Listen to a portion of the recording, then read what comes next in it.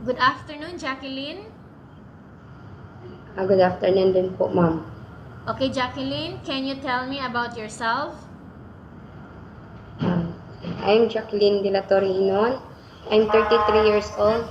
I'm a single mother, and then I have three kids. Okay, I have a few questions for you to answer, so let's start. Yes, ma'am. Why do you want to work as a maid?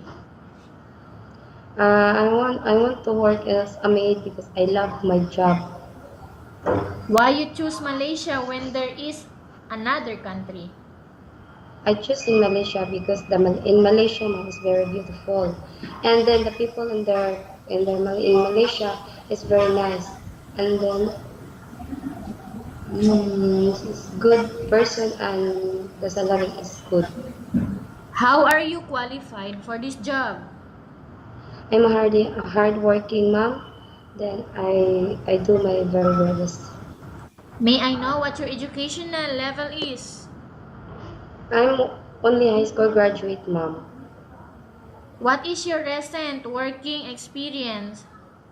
I recent my work in Camellia and Domina restaurant only mom, and also in Kuwait. Kuwait for how many years? Uh, Only 1 year and 6 months mom. Okay. Do you have experience of taking care of baby? Yes mom. And whose baby are you taking care of? My kids I take care. How about elderly people? I'm also taking the elderly people mom. Do you have any other special skills? Yes mom. Are you willing to learn new skills? I'm willing to learn the new skills mom. Are you willing to work with a family where the mother-in-law or any relatives stay together? Yes mom. Currently, are you still working now? Yes mom. Do you know how to cook? A little bit mom. Okay, what sort of food can you cook? I cook Filipino food and also Arab. How about other dishes like Chinese food, European, Indian food, and Malay food? I'm willing to learn how to cook the Indian food and the European mom. Okay, are you aware that you will have to do washing, cleaning, ironing, and cooking? Yes mom. From all the house chores like washing, cleaning, ironing, and cooking, which do you like most? Yes mom. Which do you like most? Um, Cleaning. If ever you were selected to work in Malaysia, who will take care of your kids? Only my mother and my brother and sisters. You are not allowed to use handphone during working hours. Yes, I know mom. You are only allowed to use handphone after you finish all the works and when going to bed. Yes ma'am, I know already. You are strictly needed to surrender the handphone to your employer in the morning and your employer will return back to you once you're going to bed. Yes ma'am. If ever your employer finds out that you're abusing of using your handphone and it's affected your work performance, your employer will confiscate your handphone and you are not allowed to hold it anymore.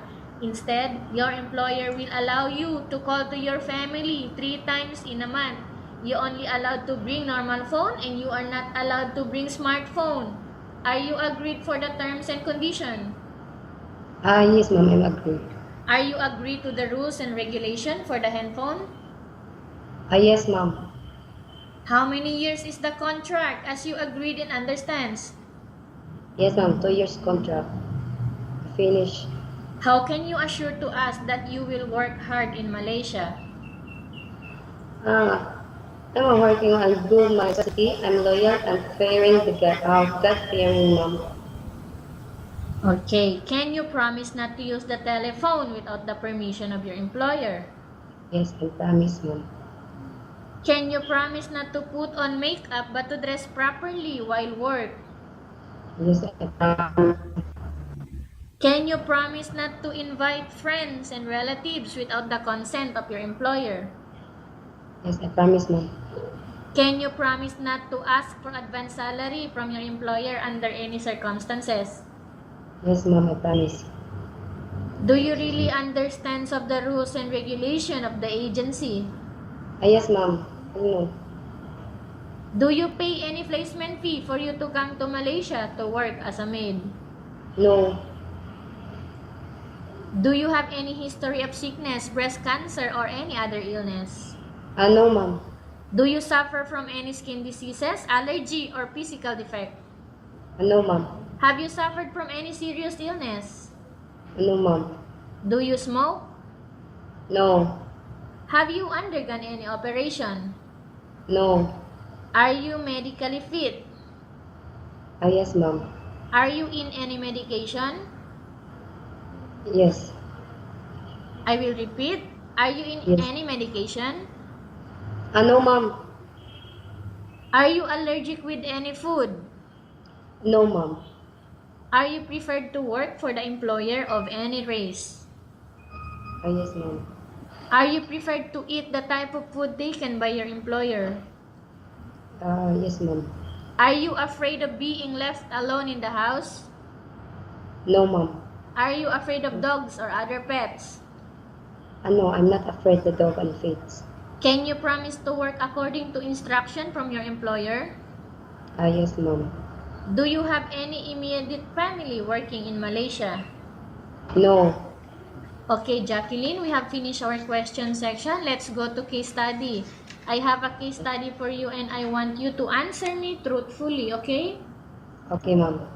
Upon arrival in Malaysia within 6 months only, if ever any of your family members passed away, what will you do? Although I finish my contract, then if ever my employer give a result and I will go back, then I promise I do go back in the Philippines. I promise my contract first. Okay, tell us about yourself and why do you want to work in Malaysia as domestic helper? I work in Malaysia as a domestic helper. I do my work as a household chores, and I do my responsibilities and my duties, and I'm unloyal. Okay. Jacqueline, what do you want to tell to your employer who are watching your video right now? Hello, ma'am. I'm Jacqueline. I hope you are you are watching me. Then I hope to pick me.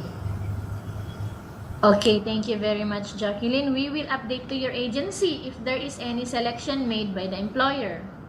Okay, ma'am. Thank you.